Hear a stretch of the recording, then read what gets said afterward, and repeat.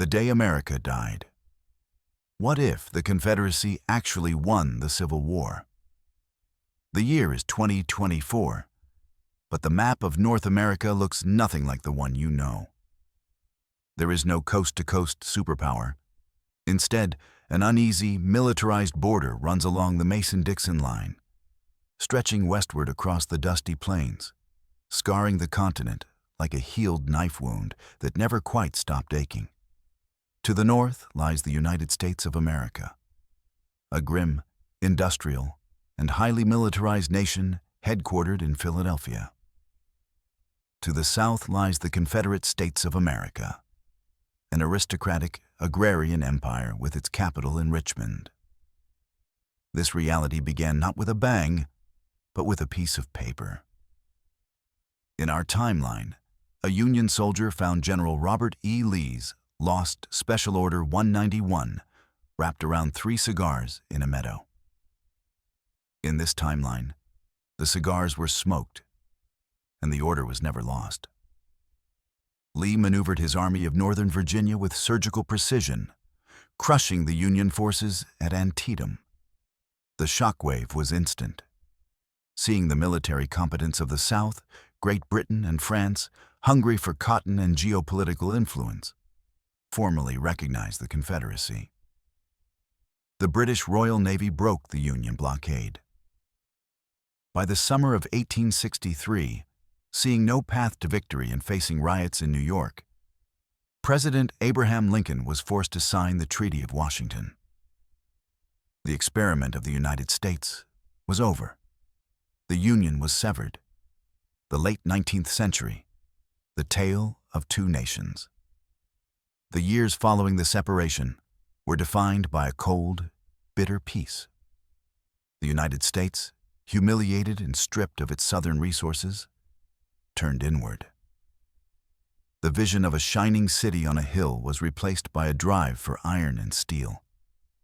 The North became a hyper-industrialized powerhouse, bitter and vengeful, modeling its military after the efficient Prussians. The Statue of Liberty was never gifted by France.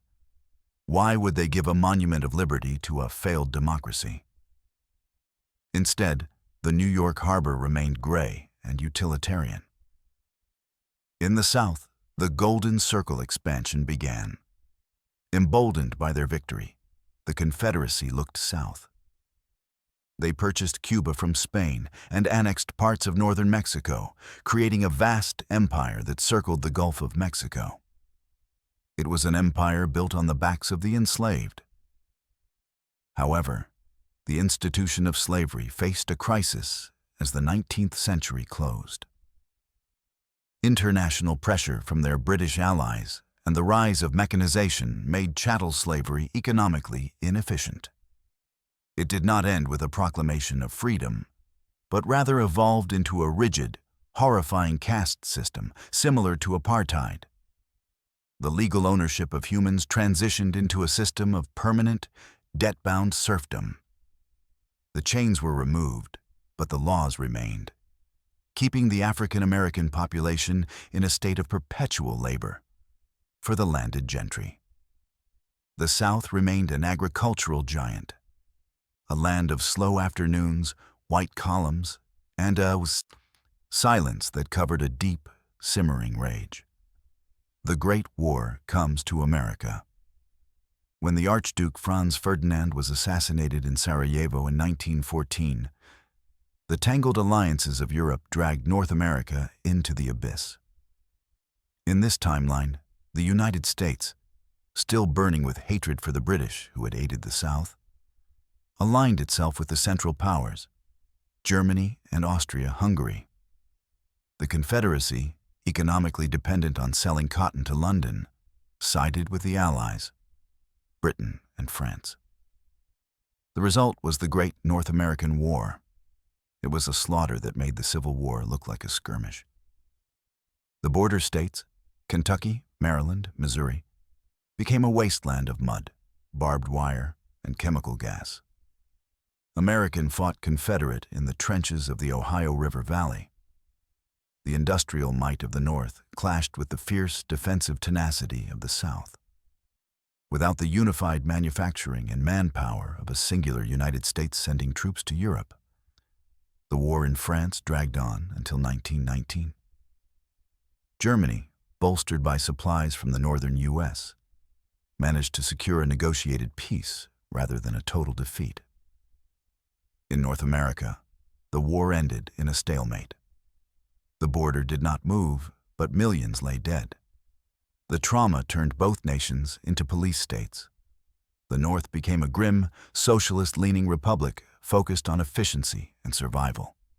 The South hardened into a reactionary aristocracy, terrified of slave rebellions and northern aggression. The dark 20th century, the 1930s and 40s, were the darkest decades in human history. Without the crushing defeat of Germany in World War I, the rise of Hitler took a different, perhaps more competent form. Or perhaps the Kaiserreich simply evolved into a dominant European hegemon. When the Second Global War erupted, North America was too busy watching itself to save the world. The Empire of Japan rampaged through the Pacific unchecked. The United States, exhausted and isolationist, refused to intervene in Europe. The Confederacy, facing internal civil rights uprisings and economic stagnation, could offer only token support to Britain. Europe fell into darkness. Britain stood alone and was eventually forced into a subservient armistice with a German-dominated continent. The Holocaust, or its equivalent in this timeline, was carried out with terrifying efficiency, with no liberating armies to uncover the camps until decades later. The world settled into a three-way Cold War, the German bloc dominating Europe and Africa, the Japanese co-prosperity sphere controlling Asia, and the fractured North American nations squabbling over the scraps of the Western Hemisphere. The modern era, a world without a superpower. Fast forward to the present day. Technology is decades behind where it should be. The internet exists, but it is a fragmented network, heavily censored by the competing governments of the USA and CSA. Space travel is a luxury that neither nation could afford to pursue seriously. The moon remains untouched by human boots. The United States is a stark, brutalist society. Cities like Chicago and Detroit are mega-fortresses of industry, smog-choked and efficient. Citizens have guaranteed work and health care, but very little freedom. It is a society that values order over liberty, forever scarred by the humiliation of 1863. The Confederate States is a nation stuck in time. It is a pariah state to much of the modern world, clinging to antiquated racial hierarchies. Its economy is fragile, propped up by oil exports from Texas and agricultural goods. It is a land of immense inequality, where the wealthy elite live in high-tech plantation estates, while the majority of the population, both black and poor white, live in squalor. Internal insurgencies and freedom fighters carry out guerrilla attacks in the Mississippi Delta, keeping the Confederate military in a state of constant, low-level warfare against its own people. Culturally, the world is unrecognizable. Jazz, blues, and rock and roll never conquered the globe, as the black culture that spawned them was suppressed within the sealed borders of the CSA. Hollywood does not exist. The entertainment capital of the North is New York, producing patriotic, propagandist films about Northern resilience. International relations are a delicate game of chess. The USA maintains close ties with the Germanic powers of Europe, trading steel and technology. The CSA relies on a fading alliance with a weakened Great Britain and trade with South America. There is no leader of the free world. There is no global policeman. When genocides occur in Africa or Asia, the world watches in silence, for there is no United Nations with the power to intervene. The enduring question. Walking through the streets of a divided Washington, D.C., where the Potomac River serves as a militarized border zone with checkpoints and snipers, one cannot help but wonder about the other path. The history books in the North speak of the Great Betrayal of 1865. The history books in the South speak of the War of Second Independence. But in the quiet moments, scholars from both sides whisper about the United States. They theorize about what could have happened if the Union had been preserved. They imagine a world where America became the arsenal of democracy, where it saved Europe from tyranny, where it landed men on the moon, and where the Constitution applied to all men equally. To the citizens of this fractured timeline, our reality sounds like a utopia. It sounds like a fantasy. They look at their checkpoints, their poverty, and their constant fear of the neighbor across the river, and they realize the terrible price of the Confederate victory. It was not just a victory for the South. It was a defeat for the human spirit. The what if of the Confederate victory is not a story of glorious independence. It is a cautionary tale of how fragile the arc of the moral universe truly is.